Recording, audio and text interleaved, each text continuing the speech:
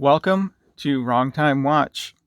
My name is Kevin, and today, as requested, we're looking at my custom Rolex Explorer Homage watch. It's homaged off of the 1016 Explorer. Now, I'm actually the second owner of this watch. I purchased it from the gentleman who sourced all these parts and had a watchmaker put it all together for him. From what I can tell, the price for all of the parts is about $425. The original owner did give me links to everything that he purchased. He purchased everything from eBay, but some of those links are dead, so I had to do some searching. In the description, I'll leave all the links that he gave me, and then also some of the parts that I found that I think would be the same parts here. I don't know how much it would cost a watchmaker to put this together for you. I couldn't even begin to guess. So for the case, looking at about $50, and this case comes with the crystal, the crown, and the display case back, and also the movement holder, I think is what it says. I think the rehaut would be included in there as well. So it seems like a good value, all that stuff for $50. It is an unsigned crown. It does have drilled lugs. The case shape, I really do like the case shape. I like this. I'll say I like the size of the watch, but it does look small to me. It looks small to me on my wrist, but in video here it'll probably look okay, and maybe even in person too. It's all personal preference. This bracelet is $35 approximately, and this has solid outer links, but hollow middle links, hollow center links. The end link is just stamped. It's a hollow end link, and then the clasp is all stamped sheet metal, which really reminds me of the older Rolex watches from the 90s, maybe even up until the 2000s. I'm not a Rolex expert by any means, but I do know they had these kind of, I consider them crappy stamped bracelets, but I know some folks like them. But anyway, this Homage mod watch here has a stamped clasp. This has 6 micro adjusts. My camera is not focusing, but I mean it works. It's never popped off my wrist. I've not worn this watch a ton, but I've worn it a fair amount. There's a little bit of wear here from this portion of the clasp, but it fits nice and solidly, and it is very lightweight on wrist. So it's a brushed bracelet, a polished bezel. This is also a flat sapphire crystal. I didn't mention that. This is sapphire, and I believe, I don't know if this is sapphire on the back or not. You don't really need sapphire for a display case back. Actually, let's talk about this movement. This movement is approximately $300. It is a top grade ETA 2824-2, and it has, I'm probably going to mispronounce this, but it has a glucidor balance wheel. It's alloy material, alloy metal. Come on. So you can't see it now because it's spinning, but this is the balance wheel right here. So that's supposed to be better, but I mean you can see from the way this movement is finished is top grade. But like I said, I'll leave a link in the description, and you can read more about the movement in the link there. Very nice movement, nice finishing, has good specs. So majority of the money on this watch is spent on the movement and perhaps labor. I don't know how much the labor would be. The dial, approximately $20 for this dial, and the hands are also approximately $20.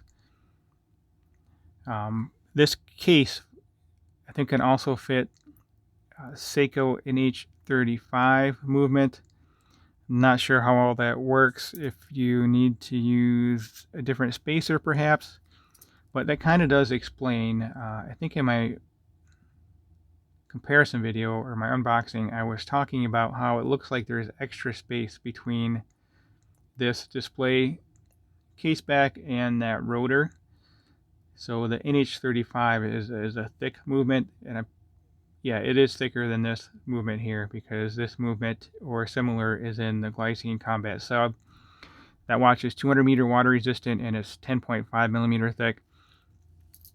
In a typical, well, let's say the SKX for example, typical Seiko diver is about 13.5 millimeter thick with the NH35 movement, which is the same thing as the 4R35. Just one is used by Seiko, and then it's the same movement that they sell. But anyway, getting off track here. So I don't know what Loom is on this. It's not that good. We'll look at the Loom towards the end of the video here. Water resistance, again, no idea. You know, maybe 30 or 50 meter. It definitely wouldn't go swimming with it, but I think for hand washing and, you know, being out in the rain, it'll be fine.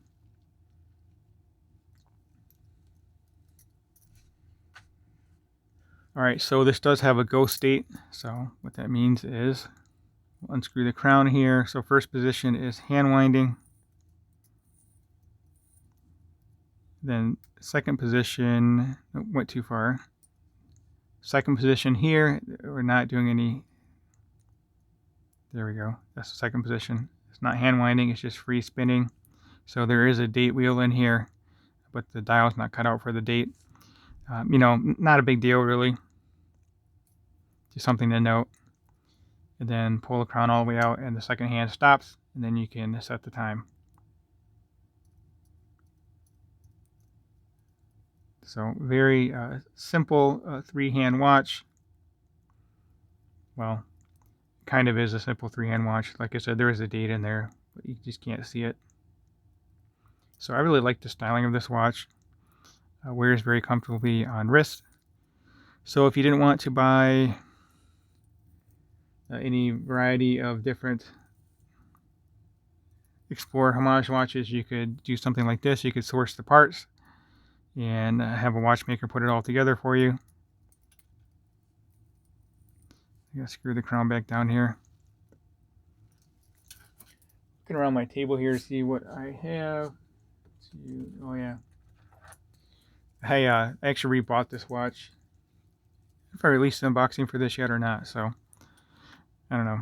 But this is the to sell Explorer Homage. I forgot what they call it.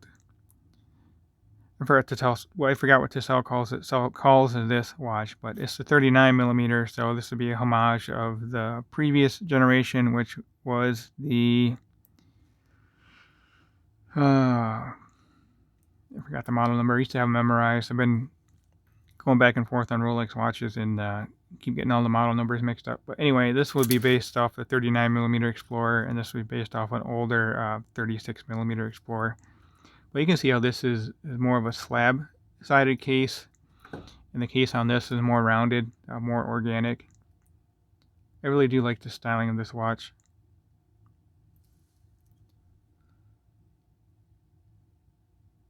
What is going on with the focus on this thing? Let's zoom in, maybe that'll help. There we go. So let me know what you guys think of this watch, and also what you think about buying your own parts and putting one together yourself. I don't know how hard this would be. I think the hardest part would be setting the hands. Yeah, well, and also making sure all the parts you buy work together. So I might try something like this in the future. Maybe not. I think it'd look better if it had a logo on the dial. Perhaps Seiko. I have seen quite a few Seiko mods that look, they look just like a Rolex, something like this, but instead of Rolex on the dial, it says Seiko. I don't know why, but I like how those watches look. It's kind of funny though. I don't know how I would feel about wearing a Rolex, well, a Seiko that looks just like a Rolex. Actually, not even a Seiko. A watch that looks just like a Rolex with the Seiko logo. So anyway, let me get this on wrist. And oh, you know what? We didn't go over the dimensions. Sorry, I've been rambling on. Lug to lug, 43.6. Diameter on this, 36 millimeter. Thickness is 12, which is, I mean, it's not bad, but it is a little bit thick. It could be thinner if it had a different case back on here. But it's not bad at 12 millimeter. Lug width is 20, and that tapers down to 16 millimeter. It does have a 6 millimeter crown. It's a little small, but it fits this watch. It fits the watch case. Here we go.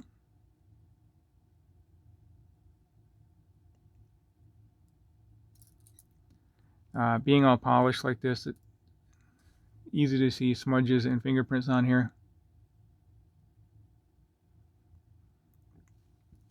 And the weight of this is nice and lightweight at 85 grams. That's due to the hollow center links and hollow end link. So anyway, let me get this on wrist, and then we can take a look at the Loom. If you have not already subscribed, please go ahead and do so. I greatly appreciate it. Like the video and leave a comment below. Let me know what you think of this watch. I had very strongly considered buying the current Explorer, but it's not even 36. It's 35.3, I believe. And it tapers down from 19 to 15, I believe, or maybe even 14. I don't exactly remember anymore. I've kind of convinced myself that I don't want that watch. So anyway, here we go on my 6.5 inch wrist, 52 millimeter wristband. And again, lug to lug on this is 43.6. So on video, I think it looks pretty good. I think it looks to be a good size. By eye, it just looks a little bit small for my preference, but that's totally up to you. Wear whatever watch you guys want. I've seen some ladies or guys actually even too with real thin, small wrist, even smaller than mine. It's wearing huge watches. You know, whatever floats your boat. There's no rules to wearing watches, at least not in my mind. So anyway, let me zoom out here. Who knows what we'll catch in the background? Always something going on back here. All right, so here it is again on my wrist, zoomed out.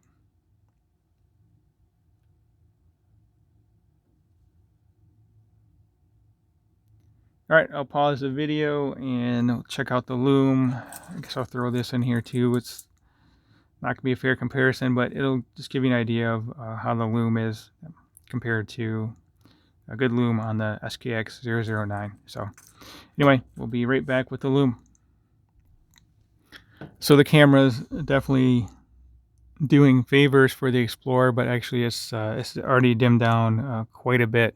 You can see that on camera as well. When I was hitting this with the UV light, you can see the handset on the Explorer Homage custom watch here are blue, and the indices, numbers on the dial are greenish, yellowish Loom. So something to be aware of when you're sourcing these parts. If that bothers you, make sure the Loom matches up. But you know, for $20, I guess you can kind of expect the Loom's not going to be all that great on the hands and also the dial. So anyway, just a quick overview here, and like I said, I'll leave the links in the description if you want to put something like this together yourself. And as always, thank you for taking the time. Thank you for watching, and I'll catch you on the next video.